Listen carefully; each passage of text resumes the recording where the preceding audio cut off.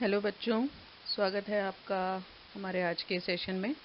ये units and measurements का part 5 है। इसमें बहुत सिंपल टॉपिक्स हम कवर करेंगे, सिग्निफिकेंट फिगर्स और राउंडिंग ऑफ। सिग्निफिकेंट फिगर्स क्या होती हैं?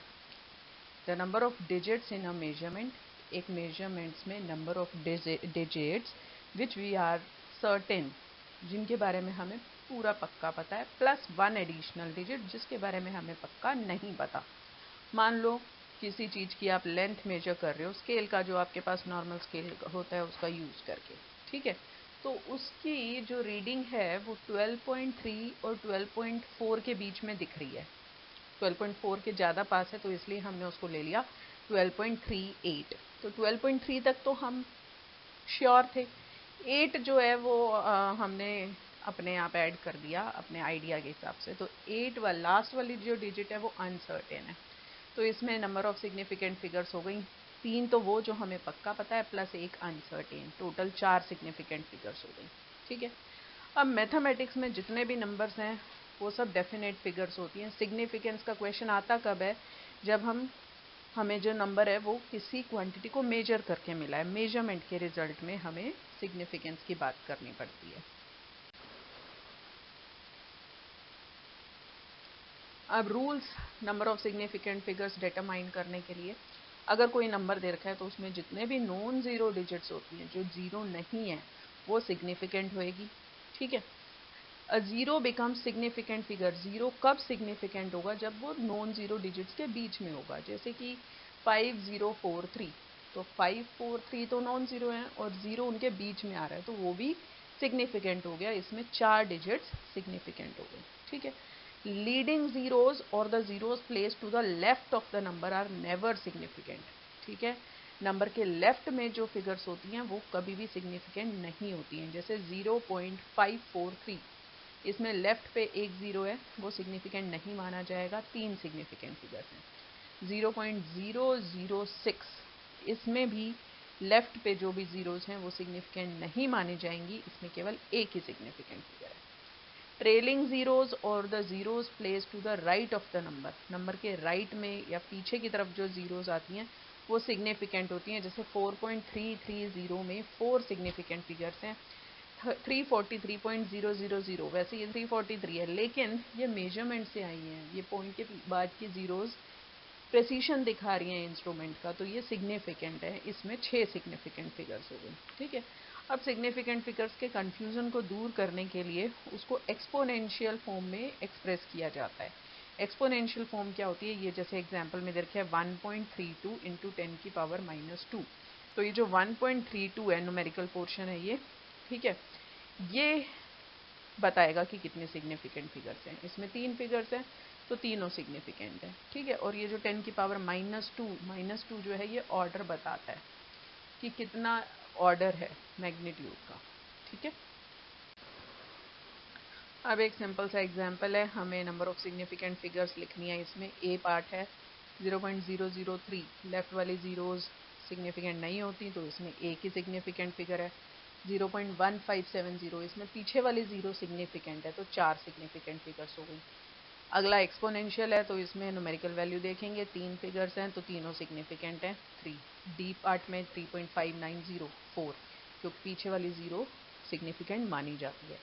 6.032, नॉन ज़ीरो डिजिट्स के बीच में जो ज़ीरो है वो भी सिग्निफिकेंट माना जाएगा, इसलिए 4 सिग्निफिकेंट फिगर्स हैं। 3.012 इंटू 10⁻⁻4, न्यूमेरिकल वैल्यू देखेंगे 3.012, 4 सिग्निफिकेंट फिगर्स हैं तो आंसर 4 आएगा। ठीक है।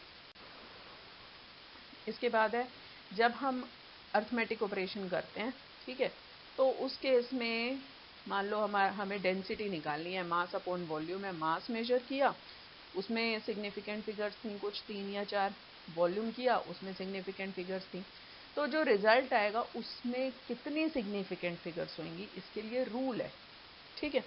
The result of a calculation involving approximate measured value of quantities must reflect the uncertainty in the original measured values। जो रिजल्ट आएगा उसमें भी पता लगना चाहिए कि जो हमने मेजरमेंट करी थी उसमें हमारे पास इतनी सिग्निफिकेंट फिगर थी। जो रिजल्ट है वो ओरिजिनली मेजर्ड वैल्यू से ज़्यादा एक्यूरेट नहीं हो सकता। ठीक है, इसका मतलब फाइनल रिजल्ट में ओरिजिनल डाटा से ज़्यादा सिग्निफिकेंट फिगर्स नहीं हो सकती। तो रूल है मल्टीप्लिकेशन और डिवीजन जब होती है तो फाइनल रिजल्ट में कितने सिग्निफिकेंट फिगर्स होने चाहिए as they are in the original number with least significant figures. जैसे कि मास आपको दे रखा है 4.237 ग्राम, इसमें 4 सिग्निफिकेंट फिगर हैं। वॉल्यूम 2.51 सेंटीमीटर क्यूब, इसमें 3 सिग्निफिकेंट फिगर हैं। तो लीस्ट सिग्निफिकेंट फिगर किस में है? वॉल्यूम में है, 3 है। तो जो डेंसिटी जो रिजल्ट आएगा उसमें 3 से ज़्यादा सिग्निफिकेंट फिगर्स नहीं हो सकती। डेंसिटी का फॉर्मूला होता है मास अपॉन वॉल्यूम, है ना, द्रव्यमान बटा आयतन, भाग करोगे तो 1.6880478086 ग्राम पर सेंटीमीटर क्यूब आएगा। मैथ्स में देखें तो ये आंसर ठीक है, लेकिन फिजिक्स में देखें तो आपको सिग्निफिकेंट फिगर्स 3 ही चाहिए। इसमें तो बहुत सारी हैं, तो 3 सिग्निफिकेंट फिगर्स पहले की 3 रखोगे, लेकिन 3 के बाद अगली वाली 8 है, 5 से ज़्यादा है, इसको राउंड ऑफ करोगे आपके पास 1.69 आएगा। राउंड ऑफ कर देते हैं, ठीक है।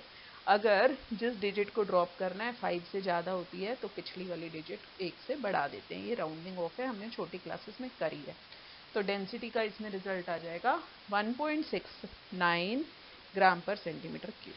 ठीक है, ये मल्टीप्लिकेशन और डिवीजन का रूल हुआ। एडिशन और सब्ट्रैक्शन में क्या होता है, उसमें हम सिग्निफिकेंट फिगर्स देखते थे मल्टीप्लिकेशन और डिवीजन में। एडिशन में हम क्या देखेंगे? Decimal places.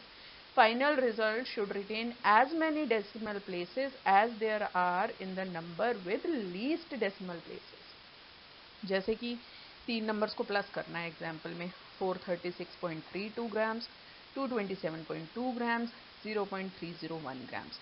अगर एडिशन करें सिंपली तो 663.821 ग्राम आएगा, लेकिन आंसर मैथ्स के हिसाब से ठीक है, फिजिक्स के हिसाब से इसमें एक ही डेसिमल पॉइंट होना चाहिए, एक ही डेसिमल तक राउंड ऑफ कर देंगे, 663.8 ग्राम्स आ जाएगा। ओके,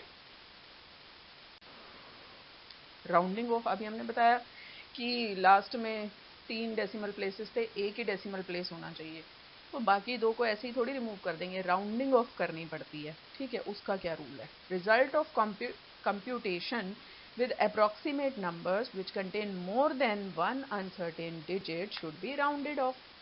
रूल्स जो हैं वैसे तो काफ़ी सिंपल हैं, देखते हैं।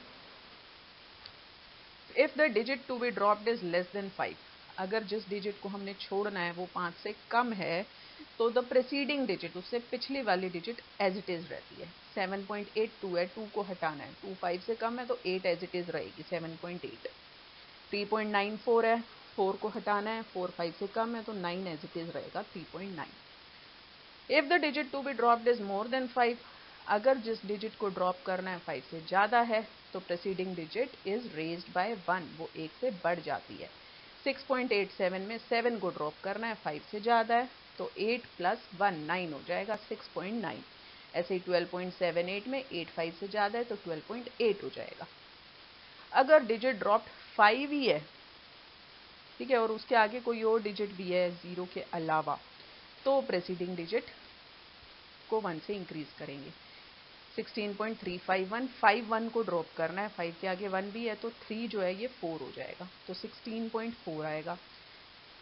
6.758, 5 को भी ड्रॉप करना है, 8 को भी, तो ये 6.8 हो जाएगा। ठीक है, if the digit to be dropped is 5 या फिर 5 फॉलोड बाय 0, उसके आगे 0 आ रहा है तो प्रेसीडिंग डिजिट अनचेंज रहती है अगर वो इवन है।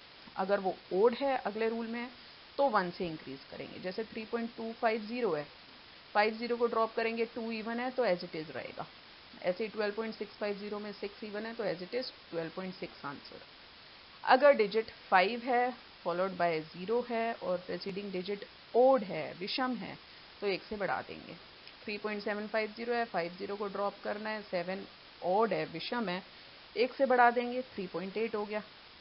ऐसे 16.150 का 16.2 हो जाएगा। ये रूल्स हैं राउंडिंग ऑफ के।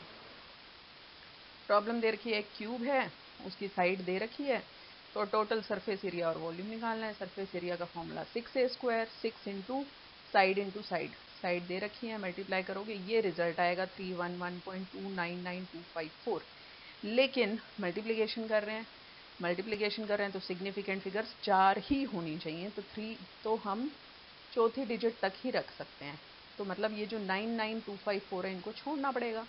9 को छोड़ना है, 9 5 से ज़्यादा है तो इससे पिछले वाली डिजिट एक बढ़ जाएगी। राउंडिंग ऑफ करेंगे 311.3 मीटर स्क्वायर। ऐसे ही वॉल्यूम एक क्यूब होता है, 3 बार गुना करते हैं तो इसमें भी राउंडिंग ऑफ करके ये रिजल्ट आ जाएगा 373.7, क्योंकि सिग्निफिकेंट फिगर्स 4 ही हो सकती हैं। ये प्रॉब्लम्स आपने अपने आप ट्राई करनी है, ठीक है, because practice makes a man perfect और कंसेप्ट भी क्लियर होते हैं। होप कि आपको ये टॉपिक समझ आया होगा। Thank you.